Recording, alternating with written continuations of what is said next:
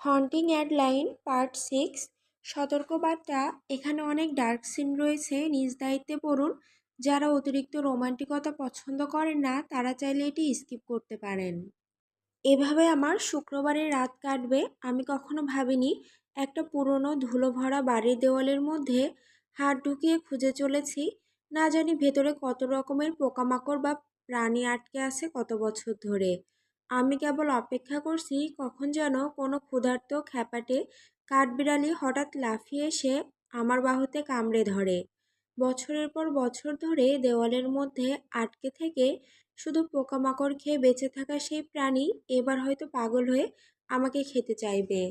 Grayson যে গর্ত করে রেখে গেছে সেখানে আমার হাত কাঁধ পর্যন্ত ঢুকিয়ে রেখেছি। এক হাতে টর্চ ধরে অদ্ভুত কোণ করে মাথা ঢুকিয়ে ঠিক যতটুকু দেখা যায় তাকিয়ে দেখি ভেতরটা। এটা একদম বোকামি, আমি নিজেই বোকা। গ্রেসনের চলে যাওয়ার পর দরজা বন্ধ হওয়ার শব্দ শোনা মাত্রই আমি গর্তটা দেখতে যাই। গর্তটা খুব বড় কিছু না, কিন্তু যা আমাকে থমকে দিয়েছিল তা হলো দুটি দেওয়ালের মাঝের ফাঁক। অন্তত ৩-৪ ফুট জায়গা তো হবেই, আর এমনভাবে বানানোর কোনো কারণ থাকলে সেটা নিশ্চয়ই কোনো গোপন কারণের জন্যই। এটা যেন আমাকে ভেতরে টেনে নিচ্ছে। যখনই দূরে সরে যেতে চাই তখন হাড়ের ভেতর দিয়ে একরকম কম্পন ছড়িয়ে পড়ে। আঙুলের ডগায় অদ্ভুত শিরশির ভাব হয়, যেন আমাকে হাত বাড়িয়ে ওই অদৃশ্য অন্ধকারের ভেতর কিছু খুঁজে বের করতেই হবে। এভাবেই আমি এখন একরকম শুয়ে পড়ে গর্তে হাত ঢুকিয়ে খুঁজে চলেছি। ভাবছি যেহেতু আজ রাতে আমাকে অন্যভাবে কেউ ছুতে আসছে না, অন্তত এভাবেই অ্যাকশন নিচ্ছি। মোবাইলের আলোতে কাঠের ঘড়ি, মোটা মাকড়সার জাল, ধুলো আর মরা পোকামাকড় দেখি। অন্যদিকে আলোক ফেলে দেখি কিছুই নেই। জালের ঘনত্বে কিছু বোঝা যায় না, তাই মোবাইল দিয়ে জাল গুড়িয়ে ফেলতে থাকি। মোবাইল পড়ে গেলে আর পাবো না, তখন রাগে ফেটে পড়বো আর নতুন একটা কিনতেই হবে। মাকড়সার জাল ত্বকের উপর দিয়ে সরে যাওয়ার অনুভূতিতে গা ঘিন ঘিন করে, মনে হয় পোকা গায়ে হেঁটে বেড়াচ্ছে। আবার বাম দিকে আলো ফেলে দেখি আরও কিছু জাল ছড়িয়ে ফেলি। ভেবেছিলাম এবার ছেড়ে দেব, এই ডাকে সাড়া দিয়ে এখানে এসে বোকামি করলাম।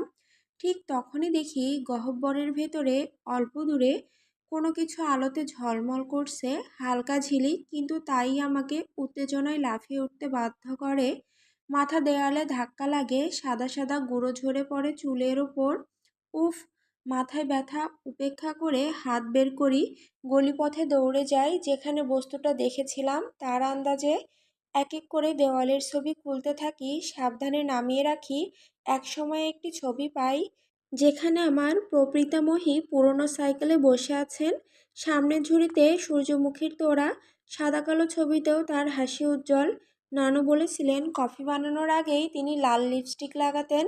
ছবিটা খুলতেই দেখি দেওয়ালের ফাঁকিতে রাখা এক পুরনো সেনাবাহিনীর সবুজ রঙের শেপ। শেপটার তালা খোলার জন্য শুধু একটি ডায়াল।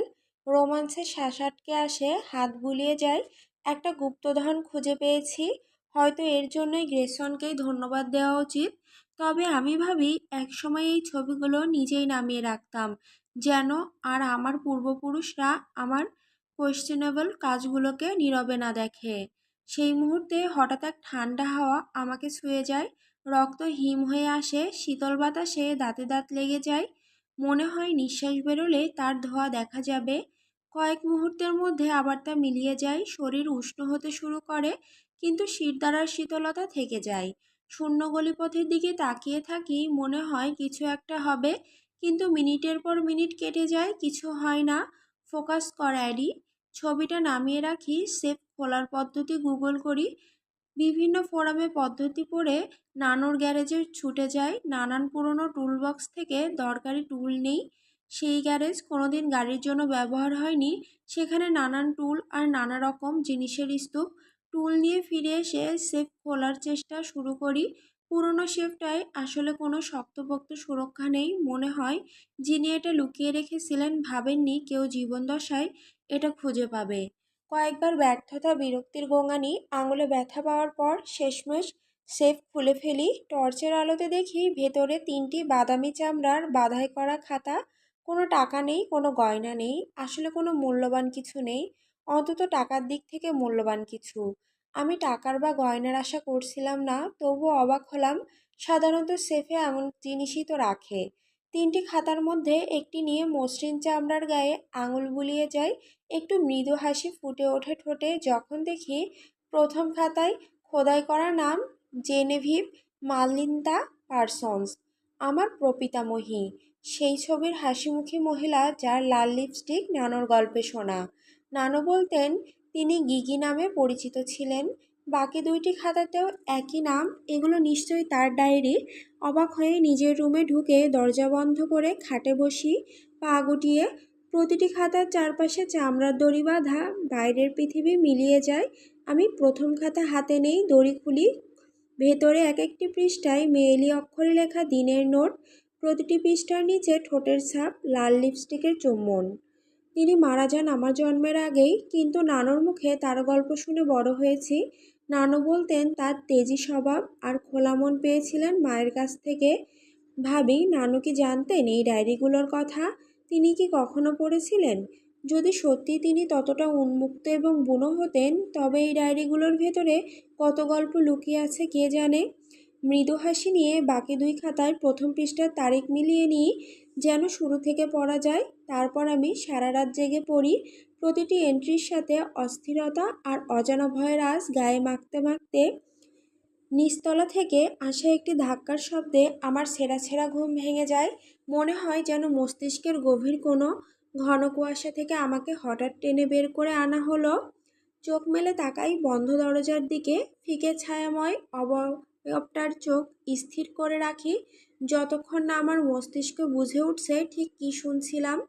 হৃৎপিণ্ড অনেক আগেই বুঝে গেছে বুকের ভেতর দ্রুত ধকধক করছে, গলায় হাওয়ার শিরশিরে ভাব নিয়ে আসে, ঘাড়ের পেছনের লোম খাড়া হয়ে যায়, পেটে অদ্ভুত অস্বস্তির গিঁট বাঁধতে থাকে। কিছু সেকেন্ড পর হঠাৎ বুঝতে পারি আমি যা শুনেছি সেটা আমার সামনের দরজা বন্ধ হওয়ার শব্দ। ধীরে ধীরে উঠে বসি, কম্বলের নিচ থেকে পা বার করি। অ্যাড্রেনালিন রক্তে ছুটে বেড়াচ্ছে। আমি পুরোপুরি জেগে গেছি এখন। কেউ আমার বাড়ির ভেতরে ঢুকেছিল। শব্দটা যে কোনো কিছু হতে পারত বাড়ির মাটির ফাঁক ঠিক হওয়ার শব্দ, বা হয়তো কোনো ভূতপ্রেত রাতের বেলায় মজা করছিল। কিন্তু যেমনভাবে তোমার মন বলে দেয় আজ কোনো অঘটন ঘটতে চলেছে, আমার ভেতরেও সেই অনুভূতিটাই বলছে কেউ কিছুক্ষণ আগে আমার বাড়িতে ছিল। হয়তো সেই লোকটাই যে দরজা ধাক্কা মেরেছিল। নিশ্চয়ই তাই, তাই না? খুব বেশি কাকতালীয় হয়ে যাবে যদি কেউ 1 মাইল হেঁটে ম্যানরে এসে দরজায় কড়া নাড়ে আর চলে যায়, এবং এখন তারা আবার এসেছে। যদি তারা আসলে কখনো চলে গিয়ে থাকে। হাত পা কাঁপতে কাঁপতে বিছানা ছেড়ে উঠি। ঠান্ডার ঝাঁকুনি গায়ে বয়ে যায়, ত্বক কাটার মতো দাঁড়িয়ে যায়। কাঁপতে কাঁপতে ফোনটা তুলে নেই, হালকা পায়ে দরজার কাছে যাই। আস্তে আস্তে দরজার ল্যাচ নামাই এবং খুলতেই কোকিলের মতো কিঞ্চিৎ শব্দ বেরোয়। এই দরজার কবজায় টিনম্যানের তেলের প্রয়োজন যতটা, তার চেয়ে বেশি দরকার লায়নের সাহস। আমি পাতার মতো কাঁপছি, কিন্তু কোনো ক্রমেই কাউকে আমার বাড়িতে অবাধে ঘুরে বেড়াতে দিতে চাই না। সুইচ অন করি, কয়েকটি বাতি দপদপ করে জ্বলে ওঠে। ঠিক যতটুকু আলো দেয় তাতেই ছায়ার ভেতর থেকে কল্পনার দানবদের চোখ জ্বলজ্বল করে ওঠে। সিঁড়ির দিকে এগোতে থাকলে মনে হয় দেওয়ালের ছবিগুলো থেকে চোখের দৃষ্টি আমার পিঠে খসখস করছে। তারা যেন বলছে, মূর্খ মেয়ে, তুই মরতে যাচ্ছিস, পেছনে দেখ। শেষ কথাটা মনে হতেই আমি হাঁপাতে হাঁপাতে পেছনে তাকাই, যদিও জানি আসলে কেউ নেই। আমার শালা মস্তিষ্কের কল্পনা সীমার বাইরে চলে যাচ্ছে। আমার পেশার জন্য এটা দারুণ সুবিধাজনক, কিন্তু এই মুহূর্তে একদম সহ্য করতে পারছি না। কিঞ্চিত দ্রুত পায়ে সিঁড়ি দিয়ে নিচে নামি, সঙ্গে সঙ্গে আলো জ্বালাই। চোখ ধাঁধিয়ে যায়, তবু অন্ধকারে মরার চেয়ে ভালো। কারণ এক হাতের আলো নিয়ে যখন চারপাশ খুঁজতে গিয়ে হঠাৎ কাউকে দাঁড়িয়ে থাকতে দেখব, সেই ভয়ে তক্ষুনি মরে যাব। এক মুহূর্তে কেউ নেই, পরের মুহূর্তে হ্যালো, আমি তোর খুনি, ধন্যবাদ না। লিভিং রুম আর রান্নাঘর, কাউকে না পেয়ে দরজার লক ঘুরিয়ে দেখি এখনও তালা দেওয়া। তার মানে কেউ বেরিয়ে গিয়ে আবার দরজা লক করে দিয়েছে, অথবা তারা কখনো বেরোয়নি।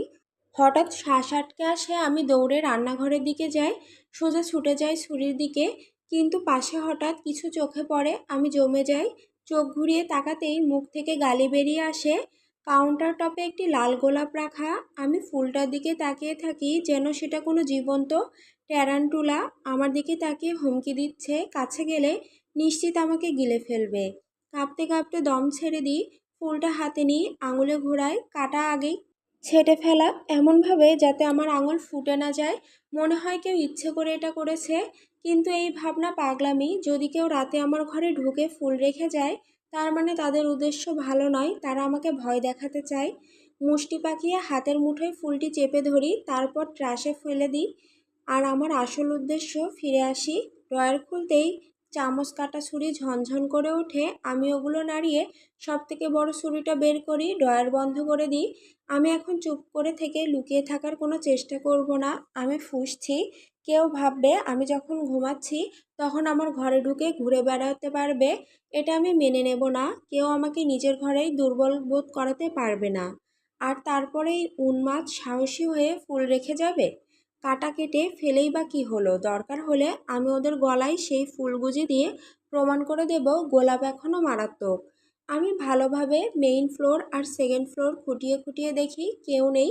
কিন্তু সেকেন্ড ফ্লোরের করিডোরের শেষে গিয়ে অ্যাটিকের দরজার দিকে তাকিয়ে থাকতেই পা থমকে যায়। আমি স্থির হয়ে যাই, পা এগিয়ে নিতে চাই, নিজেকে বকতে থাকি প্রতিটি রুম খুঁজে দেখা উচিত, কিন্তু পা আর চলে না। ভেতরের প্রতিটি সত্তা চিৎকার করে বলে, ওই দরজার কাছে যাস না, কারণ গেলে ভয়াবহ কিছু দেখতে পাবি। অ্যাটিক হলো সেই জায়গা যেখানে নানু বসে বসে গান গাইতে গাইতে সেলাই করতেন। গ্রীষ্মে চারদিক থেকে ফ্যানের বাতাসে মাঝে মাঝে মনে হয় এখনও সেই গানের সুর ভেসে আসে, কিন্তু কোনোদিন সাহস পাই না গিয়ে দেখতে। আজ রাতেও সেই সাহস হলো না।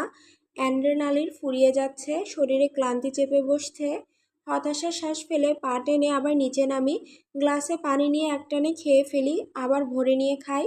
তারপর আইল্যান্ডের সামনে বার স্টুলে বসে পড়ি। ছুরিটা এবার নামিয়ে রাখি, কপালে হালকা ঘাম জমেছে। ঠান্ডা মার্বেলের ওপর কপাল রাখতেই গায়ে ঠান্ডা শিরশিরে স্রোত বয়ে যায়।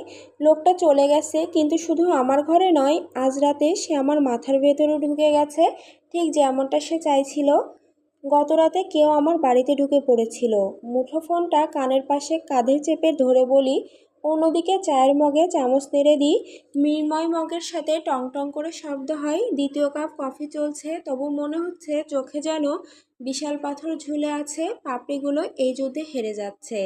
গত রাতে ওই গুপ্তভাবে ঢুকে পড়া সেই ব্যক্তি চলে যাওয়ার পর আর ঘুমাতে পারিনি। রাতের অন্ধকারে পুরো বাড়ি একবার ঘুরে সব দরজা জানালা তালা দেওয়া আছে কিনা চেক করে নেই। সবগুলো জানালা দরজা আগে থেকেই তালা দেওয়া ছিল। এটা বোঝার পর আরও অস্থির লাগতে শুরু করে। যদি সব বন্ধ ছিল তাহলে ওরা ভিতরে ঢুকলো কিভাবে, বের হলো কিভাবে? অপেক্ষা কর, কি বললি? কেউ তোর বাড়িতে ঢুকে পড়েছিল? ডায়া চিৎকার করে ওঠে। হ্যাঁ, ছোট করে বলি, ওরা আমার রান্নাঘরের কাউন্টারে একটা লাল গোলাপ রেখে গেছে। নীরবতা। ডায়া পিয়ানসনকে কোনোদিন এমন নিস্তব্ধ হতে দেখিনি, কিন্তু এটুকুই তো নয়, গতরাতে নরক যন্ত্রণার মধ্যে এটি শুধু সবচেয়ে খারাপ। আর কি হয়েছে? ওর গলা তীক্ষ্ণ হয়ে ওঠে।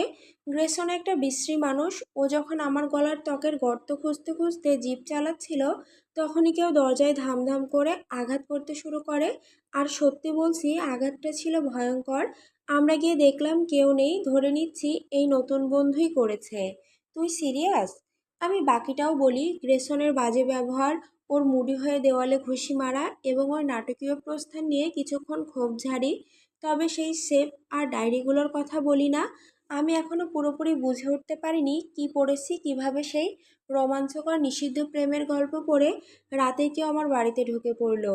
আজকে আমি আসছি, ডায়া ঘোষণার সুরে বলে। আজ আমাকে পুরো বাড়ি পরিষ্কার করতে হবে রিনোভেশনের জন্য। আমি বিরক্তির সাথে বলি, শুধুমাত্র ভাবতেই ক্লান্তি এসে যায়। আমি সাহায্য করব, সঙ্গে সঙ্গে ডেডিং করব, যাতে কাজ একঘেয়ে না হয়। আমার মুখে হালকা হাসি আসে। ডায়া সবসময় আমার জন্য একজন দারুণ বন্ধু। মিডল স্কুল থেকে ও আমার সেরা বন্ধু। গ্র্যাজুয়েশনের পরও যোগাযোগ রেখেছি, যদিও আমরা আলাদা কলেজে গিয়েছিলাম। আমাদের জীবনে গত কয়েক বছরে দেখা হতো শুধু ছুটির দিনে আর একবার করে বার্ষিক হরর মেলায়। আমি 1 বছর পর কলেজ ছেড়ে দিয়ে লেখালেখিতে মন দিয়েছি, আর ডায়া কম্পিউটার সায়েন্সে ডিগ্রি নিয়ে বের হয়েছে। তারপর কোনোভাবে হ্যাকার গ্রুপে ঢুকে জনগণের পক্ষে দাঁড়িয়ে সরকারের গোপন কথা ফাঁস করে দিতে শুরু করেছে। ও পৃথিবীর সবচেয়ে বড় ষড়যন্ত্রতন্ত্র বিশ্বাসী, কিন্তু ও যা খুঁজে বের করে তা এত প্রমাণসহ যে ওগুলোতে তত্ত্ব বলা যায় না। আর তবুও আমাদের দুজনার কাজই আমাদের জীবনে বেশ স্বাধীনতা দিয়েছে। অন্যদের চেয়ে আমরা ভাগ্যবান। তোর জন্য ভালো লাগছে, দেখা হবে শিগগির। বলি কল কেটে দেই। দীর্ঘশ্বাস নেই, দৃষ্টি চলে যায় আইল্যান্ডের উপর রাখা সেই ডায়েরিগুলোর দিকে। আমি এখনো প্রথম খাতাটা শেষ করিনি, পড়া চালিয়ে যাওয়ায় ভয় পাচ্ছি। প্রতিটি শব্দে, প্রতিটি পৃষ্ঠায় আমি গিগিকে প্রত্যাখ্যান করতে চাই, তবে ঠিক ততটাই তাকে হতে চাই। Diary, 22শে April 1944। সে আবার ফিরে এলো। আমি সাহস করে বলতে পারি যে সে না আসলে আমি মরে যেতাম। জন কাজে চলে গেল, আর সেরাকেও স্কুলে গেল। বাড়ি খালি হওয়ার মুহূর্তে আমি জানালার পাশে অপেক্ষা করতে লাগলাম। আমার সবথেকে প্রিয় মুহূর্ত এটা, জীবন্ত বোধ করতে হয়। এবার সে ঘরে ঢুকে পড়ল। সে যখন ঢুকলো তখন আমি থমকে গেলাম। সে কি করবে তা ভেবে ভীত, কিন্তু তার পরবর্তী পদক্ষেপের জন্য আশঙ্কায়। যখন সে তার মুখের সম্পূর্ণ রূপ আমার কাছে প্রকাশ করল, ছায়া তার মুখের কোনো অংশ ঢাকতে পারল না। আমার নিঃশ্বাস আটকে গেল। সে সুন্দর নীল চোখ দুটি টিম টিম, চোয়ালের রেখা শক্ত, আর নেই চাই অনেক বড়। সে আমার কাছে এলো, তবু কথা বলল না। আমি ইচ্ছে করে হাত বাড়িয়ে দিলাম তার দিকে, কিন্তু সে আমার হাতের চুল স্পর্শ করলো, হাসলো, আর তারপর চলে গেল। আশ্চর্যভাবে আমি বিশ্বাস করি যে সে আসবে। বুকের মধ্যে ঝমঝম গেল। তাকে ফিরে আসার জন্য অনুরোধ করতে লাগলাম, কিন্তু নিজেকে থামিয়ে নিলাম, সে ফিরে আসবে।